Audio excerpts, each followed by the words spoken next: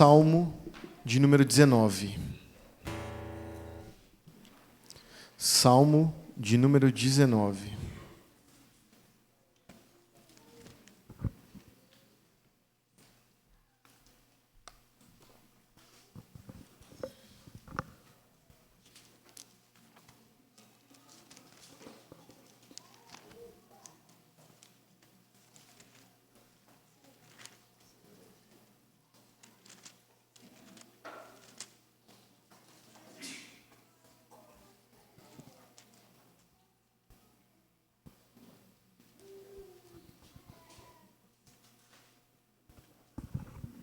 Farei a leitura desse salmo e os irmãos acompanhem. Salmo de número 19. Os céus proclamam a glória de Deus, e o firmamento anuncia as obras das suas mãos. Um dia discursa a outro dia, e uma noite revela conhecimento a outra noite.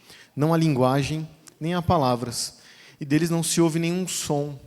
No entanto, por toda a terra se faz ouvir a sua voz, e as suas palavras até os confins do mundo. Aí pôs uma tenda para o sol, o qual, como o noivo que sai dos seus aposentos, se regozija como um herói, a percorrer o seu caminho. Principia numa extremidade dos céus, e até a outra vai o seu percurso, e nada refoge ao seu calor. A lei do Senhor é perfeita, e restaura a alma. O testemunho do Senhor é fiel, e dá sabedoria aos simples. Os preceitos do Senhor são retos, e alegram o coração. O mandamento do Senhor é puro e ilumina os olhos. O temor do Senhor é límpido e permanece para sempre. Os juízos do Senhor são verdadeiros e todos igualmente justos. São mais desejáveis do que ouro, mais do que muito ouro depurado, e são mais doces do que o mel e o destilar dos favos. Além disso, por ele se admoesta o teu servo, em os guardar a grande recompensa. Quem há que possa discernir as próprias faltas? Absolve-me das que me são ocultas. Também da soberba guarda o teu servo, que ela não me domine. Então serei irrepreensível e ficarei livre de grande transgressão. As palavras dos meus lábios e o meditar do meu coração sejam agradáveis na tua presença, Senhor, rocha minha e redentor meu. Oremos, irmãos. Deus Santo, obrigado, Senhor, por podermos ler sua palavra. E eu te peço que o Senhor fale aos nossos corações, que nós possamos ouvir a tua voz falar aos nossos corações, que nós possamos entender o que o Senhor quis nos transmitir através das Escrituras e que nós possamos sair daqui transformados por ela, que o Senhor mesmo aplique sua palavra em nossos corações e que haja mudanças em nossa vida. Em nome de Jesus, amém. Irmãos, vocês já ouviram falar que Deus escreveu 2 livros? E eu não quero escandalizar ninguém, nem o pastor não está aqui, e aí o seminarista vem falar heresia, né? Deus escreveu 2 livros. Muitos teólogos dizem isso, e até algumas confissões de fé reformada dizem isso, que Deus escreveu 2 livros. O livro da natureza e o livro das Escrituras, o livro da sua palavra, da sua verdade, da sua vontade. Então, o livro da natureza é como se Deus estivesse falando ao mundo o que Ele fez e quem Ele é por meio de tudo que foi criado. Quando nós olhamos para a natureza criada, nós vemos que há um Criador de tudo que existe. E quando nós olhamos para a Bíblia, para as Escrituras, nós vemos a revelação especial de Deus. Nós vemos o que Deus deixou para nós, para que nós pudéssemos entender melhor sobre as verdades do homem, sobre quem nós somos, o estado em que nós estamos e sobre a salvação. Então Deus deixou sim 2 livros. Um livro da natureza, da criação de Deus, um livro que não tem palavras, tem figuras apenas, né? E um livro escrito, as Escrituras, que nós temos. E é sobre isso que esse salmo fala, irmãos. Esse salmo ele é dividido bem claramente, se você olhar na sua Bíblia, ele tem uma divisão bem clara de 3 seções. A primeira fala sobre Deus, o Deus que revela a sua glória na criação. Então, dos versículos de 1 a 6, nós vemos a revelação da glória de Deus na sua criação. A segunda sessão fala sobre a glória de Deus revelada através da sua lei, ou seja, das Escrituras, que vai do versículo 7 até o versículo 10. E do versículo 11 em diante, fala sobre a glória de Deus revelada na vida do pecador. Então, como que o pecador que entendeu todas essas coisas e tem sua vida transformada, entende, e como que a glória de Deus é revelada através dele. Então, esse, irmãos, é o primeiro ponto desse sermão, né? A primeira sessão que nós iremos trabalhar é que Deus revela a sua glória na criação. E, irmãos, esse salmo, ele é claramente um poema. Não sei se vocês perceberam, mas atente-se para a estrutura poética dele. Os céus proclamam a glória de Deus, o firmamento anuncia obras das suas mãos. A gente vê existe uma poesia hebraica, esse paralelismo, onde tem uma frase e uma frase paralela, semelhante. E nós vemos imagens da criação falando, sem palavras. É um poema, claramente um poema e um belo poema.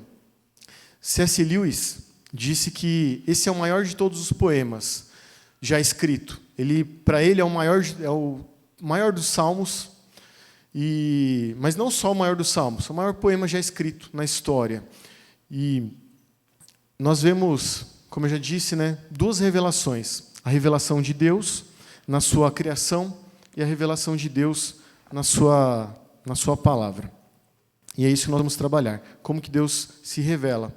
Essas duas revelações, nós já estudamos sobre isso, o conceito teológico é a revelação geral de Deus. Deus se revela de forma geral a todos os homens do mundo, quer sejam crentes, não crentes, homens aqui no Brasil, na China, na Nova Zelândia, não importa. Deus se revela a todos esses homens através da sua revelação geral, que é a criação de Deus. E há também a revelação especial de Deus. Essas são as Escrituras. Deus falou por intermédio de homens, de seus profetas, apóstolos, homens que Ele mesmo escolheu, e as suas palavras foram ditas através desses homens, e escritas, gravadas, e nós temos elas ainda hoje.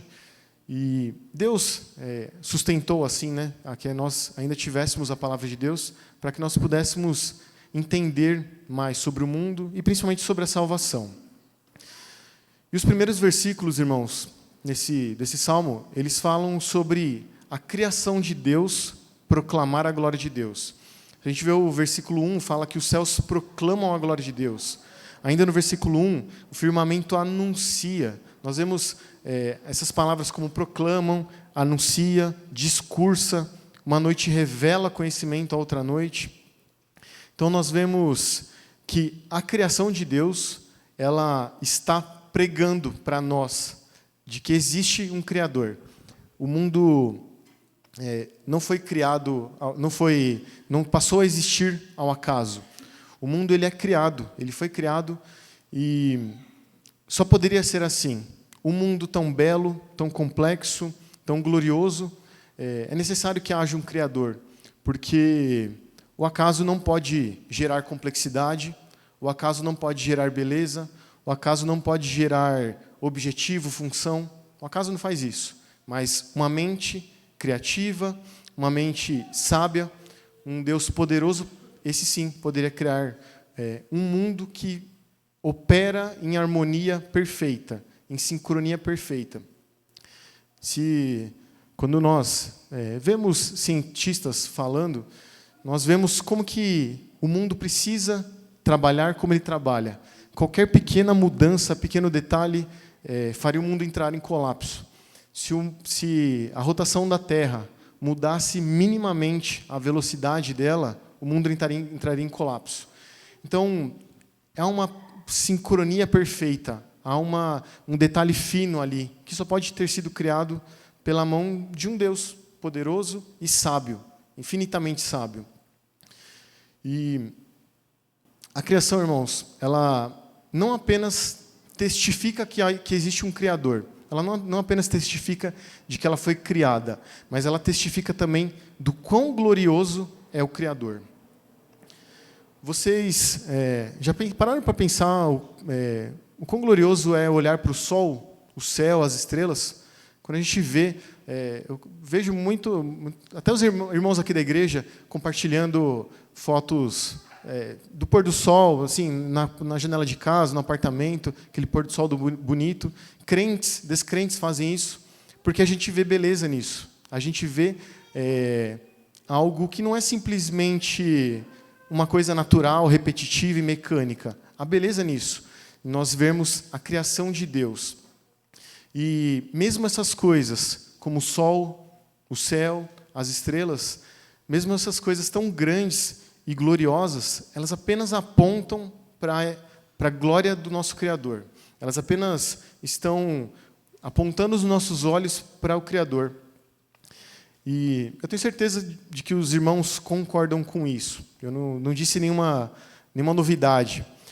Mas eu acho que, às vezes, nós não damos a devida atenção ou não refletimos na profundidade disso. E eu queria dar um exemplo para os irmãos, para a gente refletir no quão grande é o nosso Deus, no quanto que a criação de Deus deve nos fazer refletir no tamanho de Deus. Uma vez, irmãos, quando eu estava de lua de mel com a Daniela, a gente tinha ido viajar para uma cidade que a gente não conhecia, e quando a gente chegou lá, a gente se deparou com uma situação inusitada. A gente nunca tinha visto isso. Era uma cidade reta, totalmente plana. Não tinha montanha, subida, descida, nada. Onde você olhava era tudo reto. E a gente achou estranho isso, né? Porque aqui no Brasil eu nunca vi isso. Aqui, ao nosso redor, aqui eu nunca vi isso. E a gente começou a andar e andava e conhecendo as coisas ali da cidade. E, de repente, a gente viu que a gente estava bem longe. A gente foi andando e, como era tudo reto, a gente não estava se cansando por não haver nenhum desnível, a gente viu que a gente estava bem longe, né, já do hotel. A gente veio voltando, e a gente andou bastante tempo, viu que a gente foi bem longe. E aí eu fiquei pensando no seguinte, como que o mundo é grande, né? Como que, se eu pensar no tamanho do meu bairro, como o meu bairro é grande? Eu teria dificuldade para cruzar todo o meu bairro. Ou maior, ou mais, né? A minha cidade. Alguém já tentou andar, sei lá, cruzar, ir daqui até Bom Sucesso andando? Deve ser muito... se você conseguir chegar, você vai ter que voltar carregado, né? Mas eu vejo pessoas, ciclistas, por exemplo, e eu conheço alguns, que eles compartilham lá nos status deles, que viajaram, foram de bicicleta e rodaram 120, 150 quilômetros, e aí 3 horas, 4 horas, e rodando longas distâncias, e eu pensando sobre a distância, né, sobre o tamanho desse mundo, sobre o tamanho do nosso contexto aqui. E eu queria ir além. Não sei quem aqui nasceu no Nordeste, ou tem parente no Nordeste, que vai viajar lá para o Nordeste de carro, e sai daqui de São Paulo e cruza o país inteiro lá para a outra ponta, e viaja quilômetros e quilômetros, dias e dias, uma viagem cansativa, mas cruza o país inteiro. E não deve ser uma viagem fácil.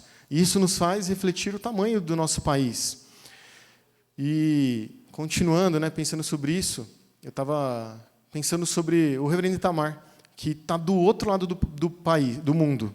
Ele praticamente está quase que exatamente do outro lado, né? No fuso horário oposto ao nosso. Então, ele viajou também dias em um avião a 800 km por hora ou mais. Viajou dias, percorreu uma distância gigante. Então, como o nosso mundo é grande, né? Como o nosso planeta é grande.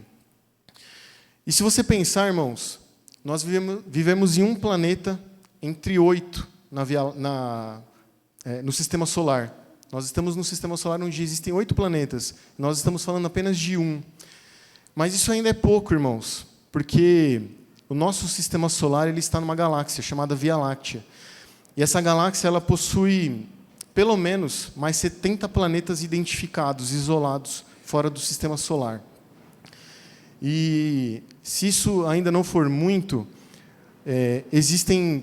estimam, né, que exista aproximadamente 100 bilhões de galáxias no universo. E você já parou para pensar no tamanho do Deus que criou todas essas coisas?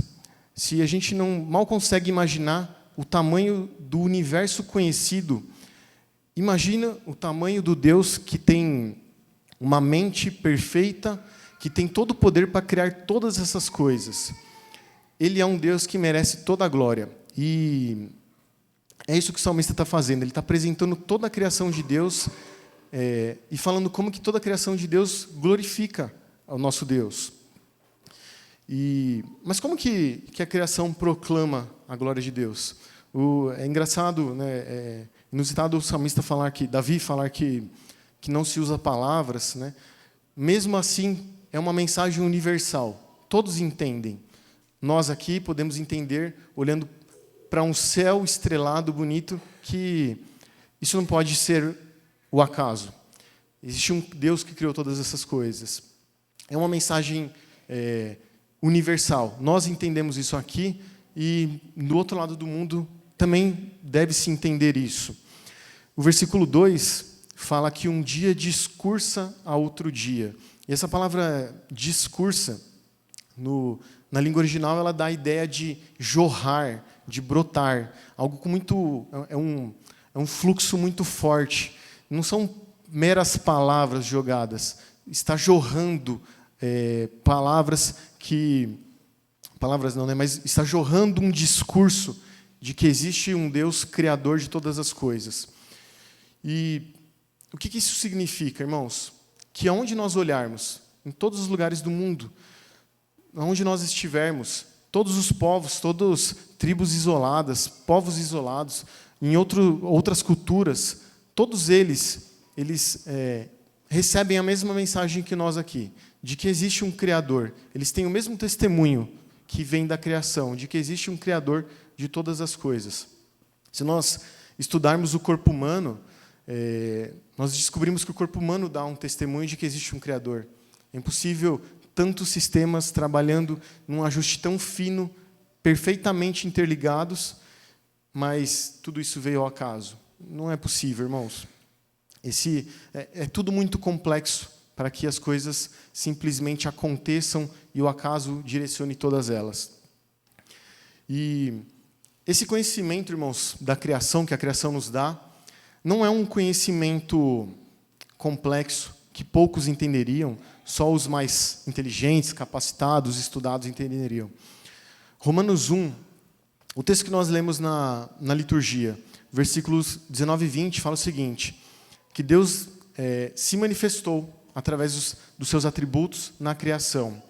E no versículo 20 fala que claramente se reconhece, desde o princípio do mundo, sendo percebidos por meio das coisas que foram criadas. Claramente nós vemos que existe um Deus. Isso é claro, isso não é complexo, isso não é para poucos, mas é para todos, irmãos. Desde um índio em uma tribo isolada, a nós aqui, é possível nós enxergarmos para a criação e vermos que é necessário que exista um Deus, porque se existe todas essas coisas, existe um Deus. E a criação, ela proclama Deus de forma contínua. Versículo 3 fala que dia após dia a criação proclama a existência de um Deus, o conhecimento de um Deus. É como se um profeta falasse ininterruptamente que existe um Deus. Dia após dia, toda a criação está pregando sobre a glória do seu Criador. A voz da criação é uma mensagem universal. Todos ouvem em todos os lugares do planeta. E a criação ela não pode se conter de fazer isso. Você já tem alguma coisa na vida que você não consegue se conter? Tipo assim, você fala assim, nossa, eu não consigo me conter em fazer isso? Eu vou dar um exemplo meu. Eu tenho uma dificuldade grandíssima de quando está chegando o aniversário de alguém lá de casa e eu compro o presente adiantado, eu tenho não é nenhuma dificuldade, é impossível eu segurar esse presente para dar no dia. O aniversário do Gustavo está chegando na semana que vem e eu estou já agoniado para dar o presente, a Daniela não deixa eu dar o presente. Mas é uma coisa que é difícil de se conter. Você tem alguma coisa que você não consegue se conter ou tem muita dificuldade? Irmãos, a criação, ela não se contém. O texto nos mostra que a criação não se contém em pregar a palavra de Deus. Ela não se contém em anunciar a glória do seu Criador. E se a gente pensar, trazer aqui para o nosso contexto, toda a natureza está obedecendo a Deus, cumprindo o seu dever e o seu propósito de glorificar a Deus, de louvar a Deus. E nós devemos pensar como que nós normalmente somos tardios para comunicar a glória de Deus. Seja como for, seja pregando diretamente a palavra, seja com o nosso testemunho, nós fazemos muito aquém do que nós vemos, por exemplo, a criação fazer.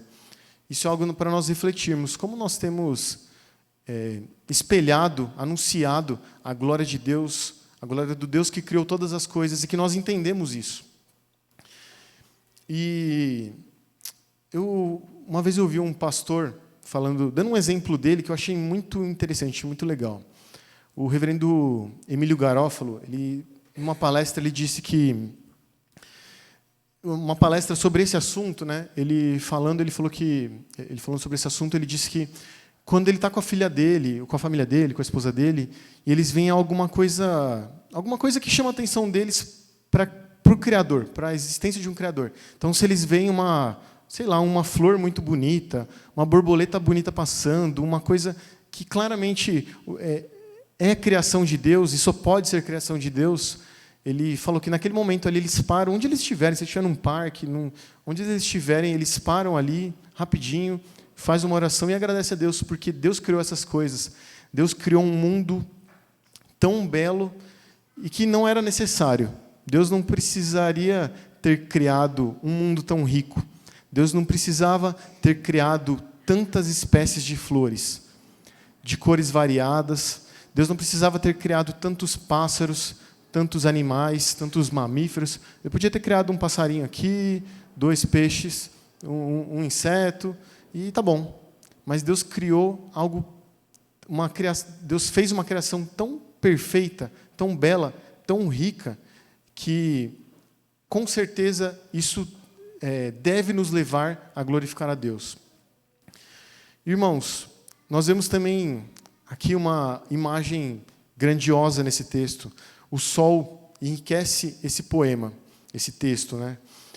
O sol, aqui dito nos versículos 4 em diante, o sol é o maior de todos os astros e aquele que está acima dos demais, de maior imponência. E o sol, no antigo Oriente Próximo, naquela região, o sol era adorado como um deus. Como, para muitos, o sol era o deus da justiça, para muitos povos ali. E povos adoravam o sol como um deus. Mas aqui nesse texto, nós vemos o sol adorando a Deus e proclamando a Deus como o Criador dele. O pensamento daquela época era de que o sol cruzava o céu de um lado a outro, né? Eles não entendiam o sol, o planeta girando em torno do sol, mas a ideia era de que existia um caminho fixo, onde todos os dias o sol cruzava o céu de um lado a outro. E o versículo 4 fala sobre a palavra voz, né? Ouvir a sua voz. E essa ideia de voz aqui no texto hebraico dá uma ideia de domínio. Então, nós podemos entender que o domínio do sol ali, o domínio da criação de Deus cruzando de lado a lado, dia após dia, exercendo o seu domínio sobre o céu, cruzando de uma extremidade a outra, como um noivo, como o próprio texto fala, como um noivo com vigor, com alegria, após a sua lua de mel, atravessa o céu glorioso. Ou como um atleta que percorre o seu percurso em direção ao seu alvo, com prazer, com disposição, com vigor. E o calor do sol, o texto fala que penetra em todos os cantos do planeta, é algo que não é possível de fugir. E toda essa imagem grandiosa do sol nos faz entender e nos aponta para o Criador. Se existe algo tão grandioso como o sol, existe um Criador ainda mais grandioso, que é o nosso Deus. E nós vemos que aqueles povos adoravam o sol pela sua grandeza. Eles não entendiam, olhavam para aquilo, para a criação de Deus e adoravam o sol. Mas nós entendemos que o sol não passa de criatura e não é criação. Só que é natural do homem criar ídolos. Nós lemos o texto de Romanos, capítulo 1, onde nós vemos que o homem não dá glórias a Deus como seu Criador. E o homem pega animais e coisas criadas e os torna como seus deuses. Então, é muito comum isso. Isso é o conceito de idolatria que nós tanto tocamos na igreja, na escola dominical. É quando nós pegamos algo criado por Deus e fazemos daquilo um Deus. Ou nós criamos para nós mesmos conceitos e ideias que no final se tornam deuses nas nossas vidas e ocupam o lugar do nosso Deus. Mas o texto claramente expõe e discursa que existe um Criador glorioso que criou todas as coisas. Irmãos, quando nós vemos tudo isso, nós devemos entender e devemos refletir sobre Cristo. Cristo não está aqui nesse texto, mas Jesus se tornou homem. Jesus não é criação, mas ele se encarnou. O texto de Colossenses 1,15 fala que ele é o primogênito de toda a criação. Não é a ideia dos testemunhos de Jeová de que Jesus é uma criação, mas é a ideia de que Jesus se encarnou, tem um corpo físico, e ele é a primícia de todos aqueles que estão no céu, na eternidade com Deus. Então, existe uma glória em nós entendermos, enxergarmos como que Cristo se tornou homem. Ele é Deus e ele se rebaixou ao ponto de se tornar homem para nos dar a salvação. Isso é extremamente importante, irmãos. E quando nós entendemos tudo que essa primeira parte do texto está falando, que o homem, todo homem deve reconhecer a glória de Deus na criação, no universo, mas em pecado. Como ele pode fazer isso? Se nós estamos em pecado, se o homem natural está em pecado, como ele pode glorificar a Deus? E aí nós vemos a segunda parte do Salmo, como que uma continuação. Deus revela a sua glória na sua lei. E essa é a revelação especial de Deus. Essa é o que fala essa segunda seção do texto. Deus, através da sua lei, da sua palavra, Deus revela a sua glória.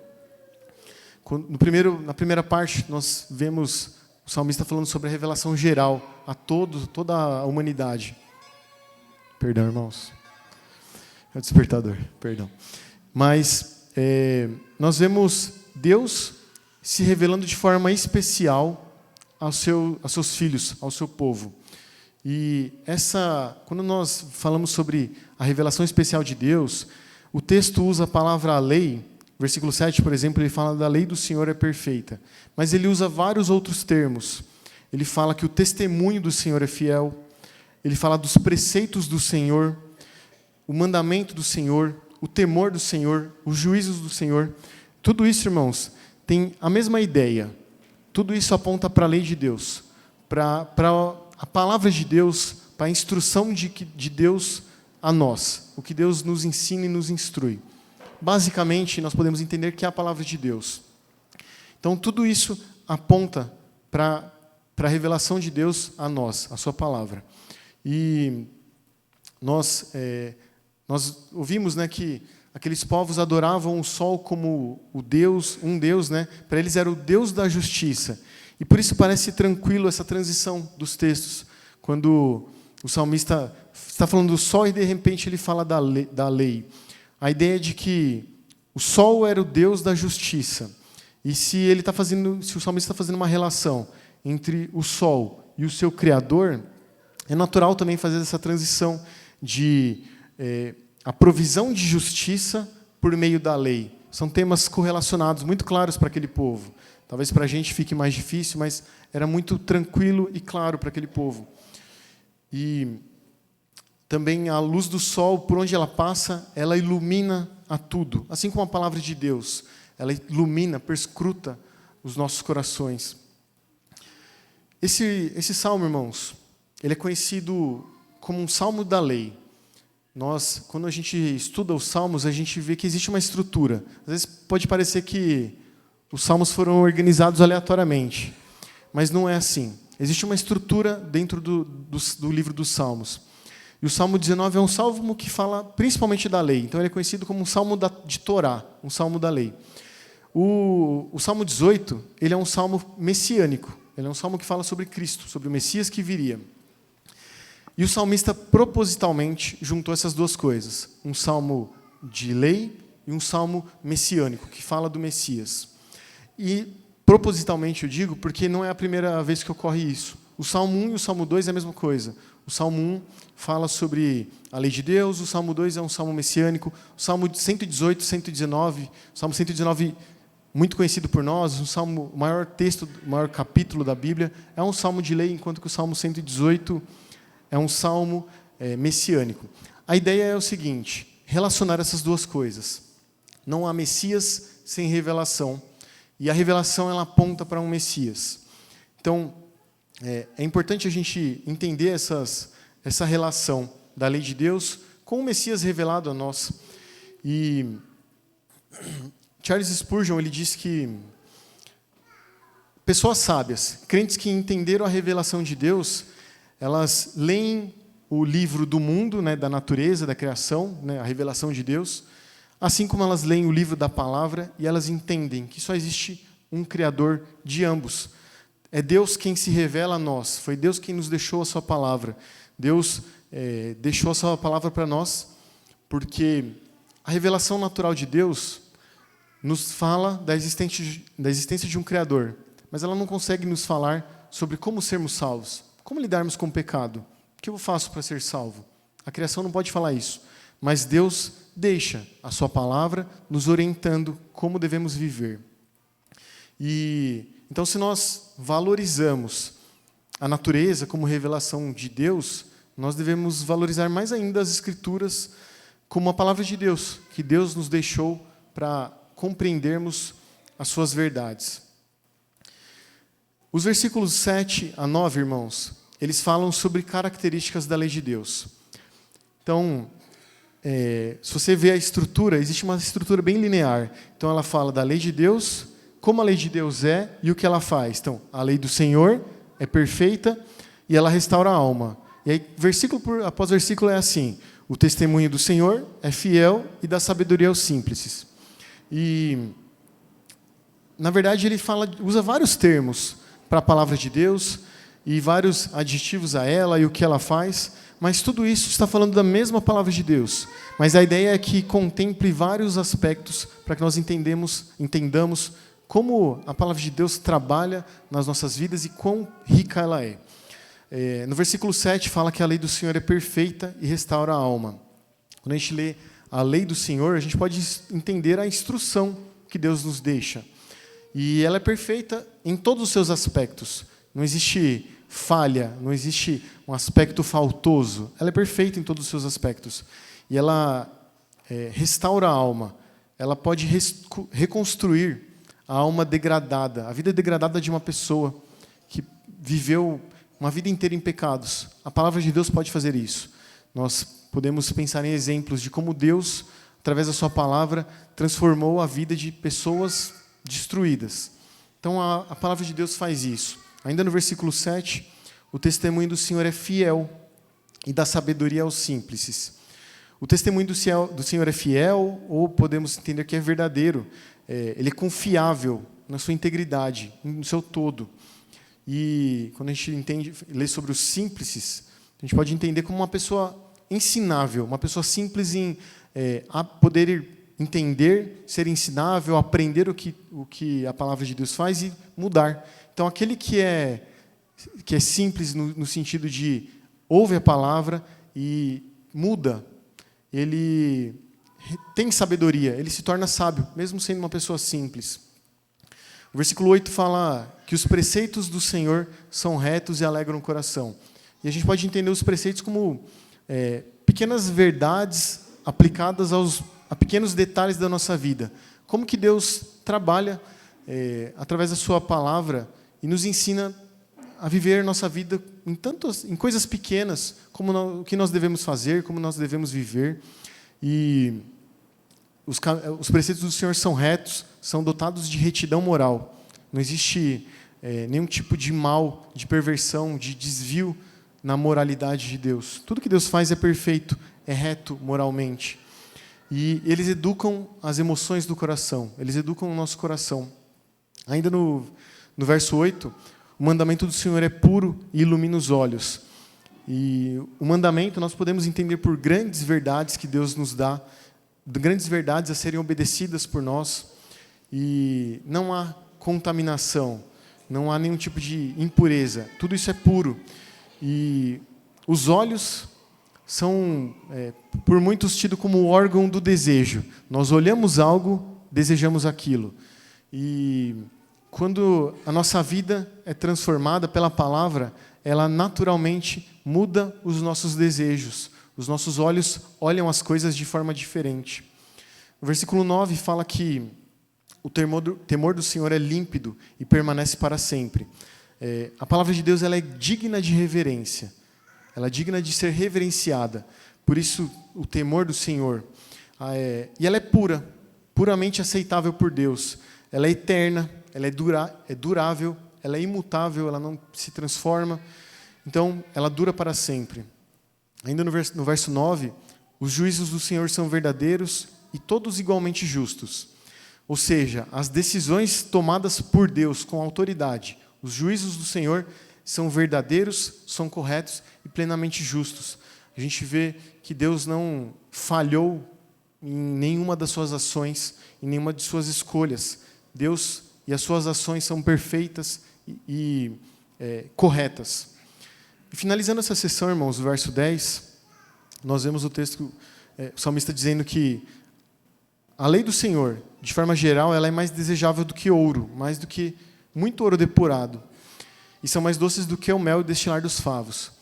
Eu imagino, irmãos, que se a gente sair na rua, se você sair na rua perguntando para alguém, falando assim, eu te deixo escolher uma coisa que eu vou ceder o seu desejo.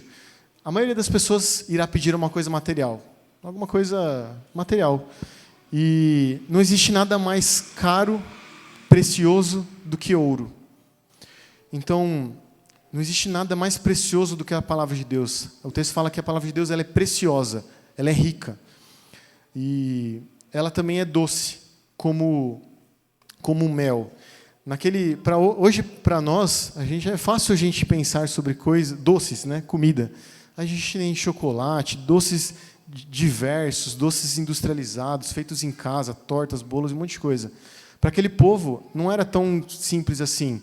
Não existia tanta oferta de doces. O que eles tinham de mais básico era realmente o mel. E provavelmente poucas coisas eram tão doces como o mel.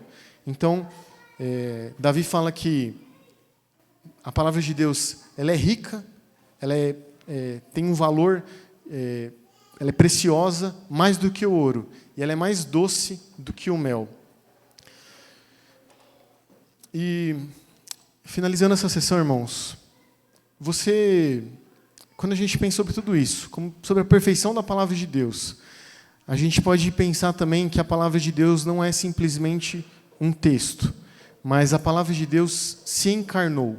Nós vemos João 1,14 dizendo que Cristo, o Verbo, a palavra, o Verbo se fez carne e habitou entre nós, cheio de graça e cheio de verdade. E vimos a sua glória, glória como do unigênito do Pai. Cristo é uma expressão da palavra de Deus. Cristo é o Verbo vivo. Então, nós temos a palavra de Deus revelada a nós, que nos aponta para o Cristo, que nos dá salvação.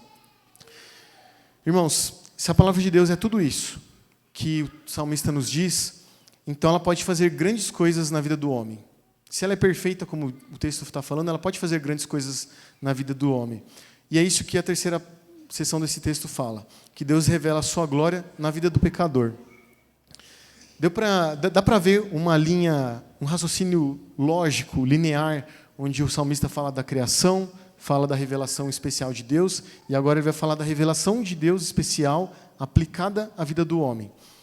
Então, diante do conhecimento que Davi expôs aqui, sobre a lei de Deus, os mandamentos de Deus, sobre como tudo isso é perfeito e é bom, diante de tudo isso, Davi se apresenta de forma humilde e submissa a Deus, reconhecendo o seu pecado, sua pequenez.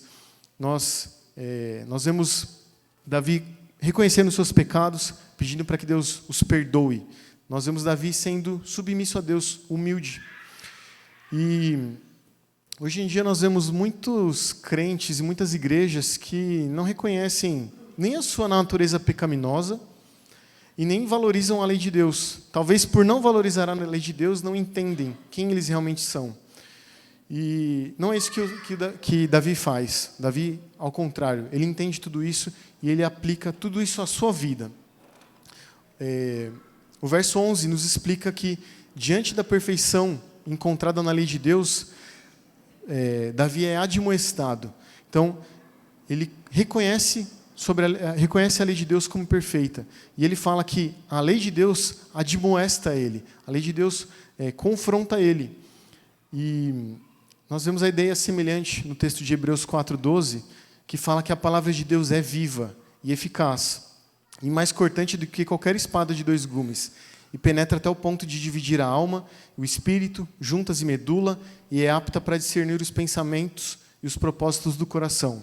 A ideia não é que a palavra de Deus é uma espada que atravessa o nosso coração, mas é uma espada tão cortante que ela pode chegar no mais profundo do nosso ser. E ela pode nos revelar, e ela nos revela os pecados mais escondidos ali, mais intrincados no nosso ser. Então, Davi ele fala isso. Em outras palavras, ele fala que a palavra de Deus está confrontando ele, os pecados dele. E a palavra de Deus pode alcançar o mais profundo do nosso coração. Ele se coloca diante de Deus e ele pede para que Deus perdoe ele das faltas ocultas. Versículo 12. Provavelmente ele está falando de pecados que ele nem sabe que ele cometeu, mas que ele sabe que, como um pecador, ele sabe que a sua natureza pecaminosa o leva a cometer pecados. Mesmo sem saber desses pecados, isso não deixa de ser um pecado. E isso não deixa de ofender a Deus. Por isso ele pede perdão por esses pecados. E um aspecto importante é que ele pergunta: quem é capaz de discernir as suas próprias falhas? Trazendo para a nossa vida, irmãos, você já se deu conta da dureza do seu coração? E eu não estou falando isso para ninguém específico, mas eu falo isso para todos nós. Como que nós somos duros, somos tardios em entender e enxergar pecados nossos. Muitas vezes a sua esposa tem que falar 1000 vezes de uma coisa que você faz, ou seu marido de uma coisa que você faz que está errada, sua família, seus irmãos, seus pais, sua mãe, fala de algo que você faz de errado, e o nosso coração duro é tão duro que demora para entender isso. Às vezes a gente passa uma vida inteira para entender que como nós pecamos na área X ou na área Y. Então, nós devemos buscar entender como que até mesmo pecados que ali nós não encontramos, mas buscar em Deus entendê-los, compreendê-los. No verso 13, Davi pede que Deus o guarde da soberba. E essa ideia de soberba, no texto em hebraico, traz a ideia de pecado intencional. Se você procurar, até em outras traduções falam isso. A NVI, no versículo 13, fala: também guarda o teu servo dos pecados intencionais, que eles não me dominem. Então, se Davi pediu primeiro perdão pelos pecados que ele não viu, que ele não via, que ele não reconhecia, agora ele pede perdão pelos pecados que ele sabe que ele faz. E pode até parecer estranho, né? Mas Davi é crente, como ele faz pecado, como ele intencionalmente pecava? Sim, irmãos, intencionalmente nós muitas vezes pecamos. Muitas vezes nós, de forma proposital, fazemos algo ou deixamos de fazer algo, um pecado, e algo que ofende a Deus. Então, nós devemos, assim como Davi, entender que nós pecamos contra Deus constantemente, de forma intencional ou de forma não intencional, até mesmo sem saber. E Davi, a ideia aqui é que ele pede que o pecado não domine ele, mas que ele seja livre, que ele não esteja dominado pelo pecado, mas que ele esteja livre, que ele seja irrepreensível, que ele esteja perdoado dos seus pecados e em constante mudança, em constante santificação, para se tornar livre dos seus pecados. Esse é o desejo de Davi, ser íntegro diante de Deus. E por fim, irmãos, no último versículo, ele faz um apelo a Deus como sua rocha e como seu redentor. Após reconhecer os seus pecados, ele humildemente apela para Deus, que é a sua rocha. É a sua rocha porque somente Deus pode dar segurança, somente Deus pode trazer socorro, paz, estabilidade. E Deus é o seu redentor porque somente Ele pode perdoar os seus pecados. Se Davi pediu perdão, agora ele entende que somente Deus pode perdoar cada um dos seus pecados. E olhando para Cristo, Cristo é o nosso redentor. Graças a Cristo nós estamos livres dos nossos pecados. João 8,36 diz que, se pois o Filho vos libertar, verdadeiramente sereis livres. Então, nós devemos olhar esse salmo, olhar para as nossas vidas, como que nós pecamos muitas vezes, intencionalmente ou sem intenção, e como que o salmista aqui luta contra os seus pecados, pede perdão e pede para que Deus não deixe ser dominado por eles. E entender que Cristo é quem nos dá salvação, quem nos livra dos nossos pecados e nos perdoa. Irmãos, eu queria fazer uma última aplicação. Nós vivemos em um mundo imerso, onde os crentes, né, no nosso contexto, eles estão em uma realidade onde eles querem ouvir a voz de Deus. Nós vemos muitas igrejas falando sobre isso, sobre ouvir a voz de Deus, e nós vemos as pessoas buscando milagres, eles querem ouvir a voz de Deus em revelações, em sonhos, em coisas sobrenaturais, em revelação,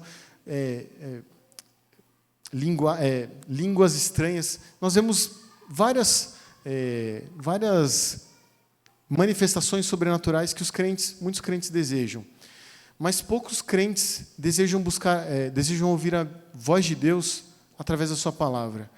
Nós sabemos que a palavra de Deus, quando nós lemos, é como se Deus estivesse falando diretamente a nós. Quando você senta no seu quarto e você pega a Bíblia e abre e lê, é como se Deus estivesse do seu lado, lendo o livro que Ele mesmo escreveu para você. É como se o autor do livro estivesse sentado do seu lado, lendo o livro para você. Então, nós vemos um mundo que busca as coisas sobrenaturais, mas Deus fala conosco. Ele fala conosco diariamente, a todo momento, através da sua palavra. Então, eu queria desafiar os irmãos para, nessa semana, nós buscarmos ouvir a voz de Deus. Em primeiro lugar, nós olharmos para as coisas criadas por Deus e buscarmos enxergar que existe um Criador, que criou todas essas coisas para a sua glória.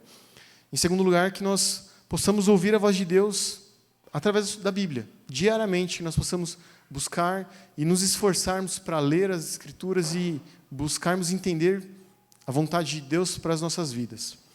E, em terceiro lugar, também queria desafiar os irmãos a meditar no que se leu. Se você leu a Bíblia, medite sobre isso. Porque do mesmo jeito que o salmista fala sobre a lei de Deus, esse terceiro ponto, ele aplica a lei de Deus na sua vida. Então, a gente deve buscar meditar, entender o que a palavra de Deus fala e aplicar isso nas nossas vidas.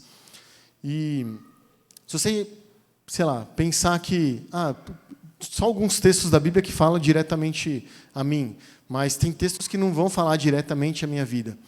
Pode ter certeza, irmãos, que todos os textos, todos os livros, todas as páginas, de alguma forma, elas falam a você.